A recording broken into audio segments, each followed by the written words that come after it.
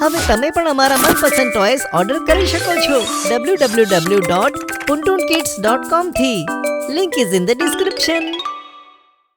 Republic day. આજે Republic day હતો અને મમ્મી પપ્પા ગટ્ટુ ચિંકી અને તેમના મિત્રોને આજે દિલ્હી લઈને આવ્યા હતા. બધા લાલ કિલ્લાના ફ્રન્ટ ગેટ પર ઊભા રહીને પરેડ શરૂ થવાની રાહ જોતા હતા. બધા બાળકોએ ટ્રી કલરની હેટ પહેરી હતી.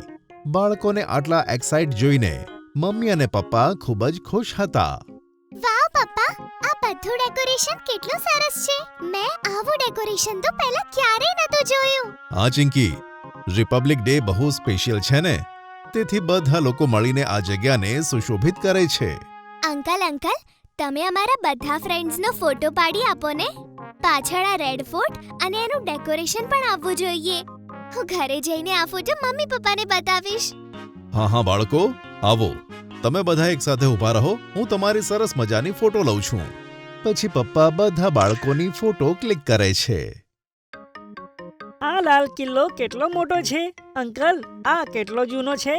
બેટા, આ લાલ કિલ્લો ઈસવીસન 1939 થી 1948 ની વચ્ચે બન્યો હતો, એટલે તે 375 વર્ષ જૂનો છે. 375 વર્ષ? હા બાળકો. તેટલું જ નહીં, શું તમને ખબર છે કે અહીંયા મુગલ રૂલર્સ પણ રહેતા હતા? ઓ વાવ, આટલા મોટા મહેલમાં રહેવાની તો બહુ મજા આવતી હશે ને? હા બંટી, તું એકદમ સાચું કહે છે. હવે ચાલો, તમે બધા જ્યુસ પી લો. થાકી ગયા હશો ને? મમ્મી બધા બાળકોને પીવા માટે ઓરેન્જ જ્યુસ આપે છે અને બધા બાળકો એકબીજા સાથે વાતો કરે છે. પપ્પા, કેટલી વાર થઈ?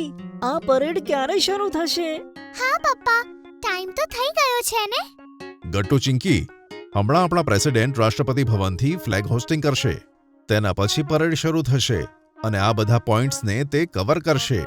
નોર્થ બ્લોક, જંતર મંતર, શાસ્ત્રી ભવન, પ્રગતિ મેદાન, રેડ ફોર્ટ, જામનગર હાઉસ અને પાર્લામેન્ટ ઓફિસ રિસેપ્શન હાઉસ. ઓહ, આટલા બધા પોઈન્ટ્સ! તો બધા પોઈન્ટ્સ પર આપણા જેવા બધા લોકો ઊભા હશે ને? હા ગટ્ટુ, આખા દેશમાંથી પરેડ જોવા માટે આવે છે. અને શું તને ખબર છે કે આ સેલિબ્રેશન ફક્ત એક દિવસનું નથી હોતું, પણ તે 3 દિવસ ચાલે છે.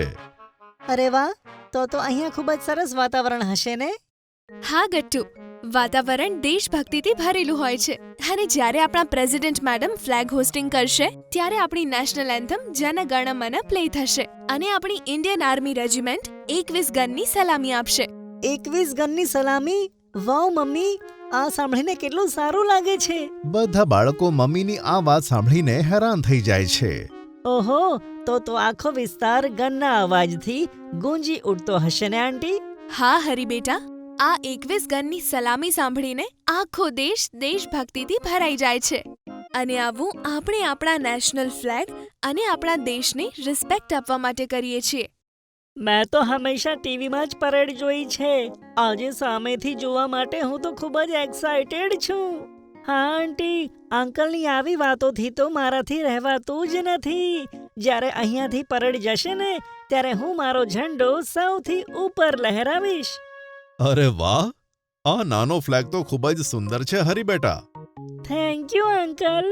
ખાલી હરી પાસે જ નહીં, અમારા બધા પાસે છે. અમે કાલે રાત્રે મોડે સુધી જાગીને બનાવ્યા છે. અમે અમારા હાથેથી બનાવેલા ફ્લેગ લહેરાવીને રિપબ્લિક ડે ઉજવીશું. બધા બાળકો હવામાં ફ્લેગ લહેરાવીને પપ્પાને બતાવવા માંડે છે. અરે વાહ બાળકો, આ થઈને વાત. તમને નાના દેશભક્તોને જોઈને મને ખૂબ ખુશી થાય છે. તમે લાઈવ જુઓ ને, પરેડ સ્ટાર્ટ થઈ છે કે નહીં. અમે બધા રેડી થઈ જઈએ પરેડનું સ્વાગત કરવા માટે. હા, ઊભા રહો બાળકો, પરેડ શરૂ થઈ ગઈ છે કર્તવ્ય પથથી. બસ તમે બધા રેડી થઈ જાઓ.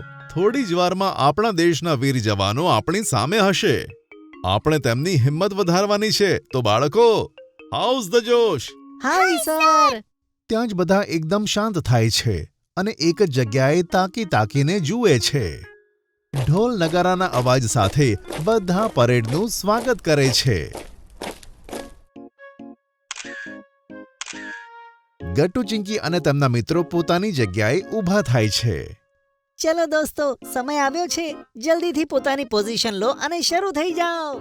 ગટ્ટુના ઈશારાથી બધા બાળકો પોતાની જગ્યાએ ઊભા થઈને લેફ્ટ રાઈટ કરીને પરેડ કરવા લાગે છે. Left right left, left right left, left right left.